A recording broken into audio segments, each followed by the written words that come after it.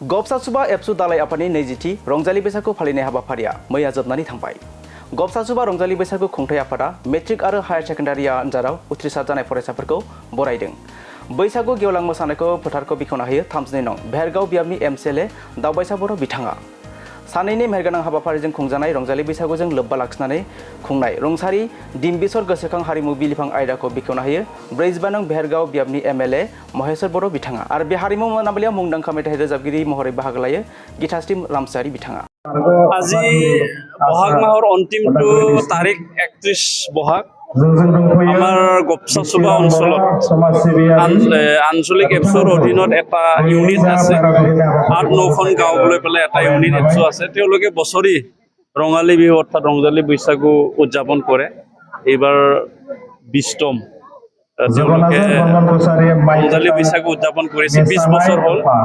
মই উপস্থিত থাকি ভাল লাগিল। বছৰৰ অৰ্থাৎ আমাৰ বহাগ মাহৰ অন্তিমটো তাৰিখত তেওঁলোকে সেই উদযাপনটো আয়োজন কৰিছে। চবে একেলগে ৰং তামচা কৰি পেলাই চবে একেলগে বহাগ বিহুটো ইয়াতে মানে বিদায় দিছে। ময়ো এবছৰ ৰঙালী বিহু ইয়াত বিদায় দিবলৈ আহিছোঁ। ভাল লাগিল।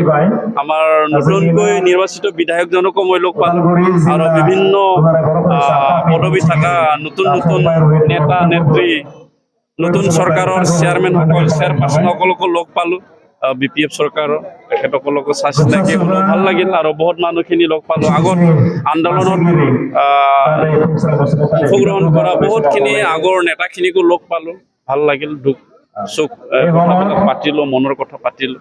উদ্যোগসকলক মই ধন্যবাদ জ্ঞাপন কৰিছোঁ। এই অঞ্চলৰ শান্তি সম্প্ৰতি এই অঞ্চলৰ বিভিন্ন জাতি জনগোষ্ঠী মিলা প্ৰীতি কৰিবৰ কাৰণে শান্তি বজাই ৰাখিবৰ কাৰণে এই ইউনিট এফচি কাৰ্যসূচী আয়োজন কৰি আছে। তাকে মই তেওঁলোকক ধন্যবাদ যাচিছোঁ।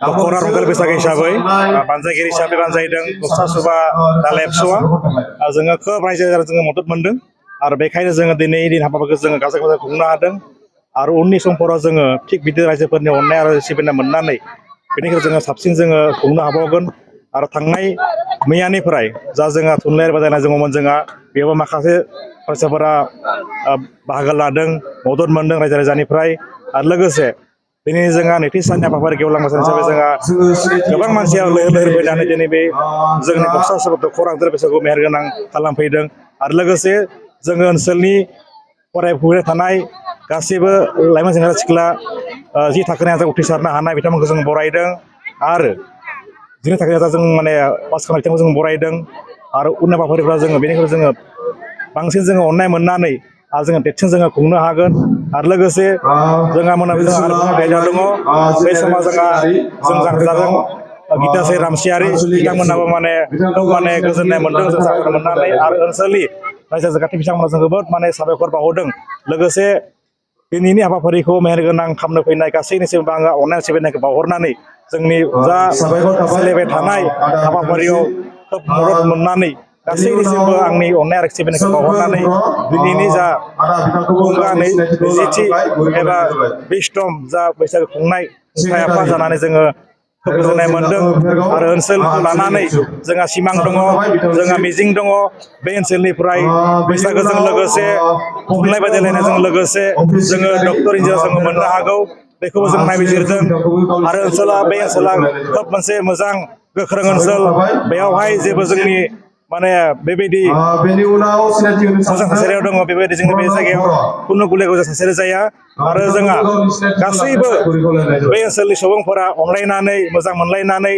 मदद होलायनानै बेसिम दिनैनि गबसा सुबा दुलाराय दख'रा बैसागु खुंनो माने हादों आरो लोगोसे बे समाव गबसा सुबा दालाय एबसुनि जानानैबो रोजा सुबुंखौ जोङो मान बावहरदों आरो दिनैनि जा फैबाय थानायखौ नायहरनानै आरो जिथु जोंहा दिनैनि बे मोनाबिलि हारिमु आयदायावबो लोब लोब मानसिया बाहागो लागोनखौ आं मिजिंथिदों बेखिनिखौनो बुंनानै आङो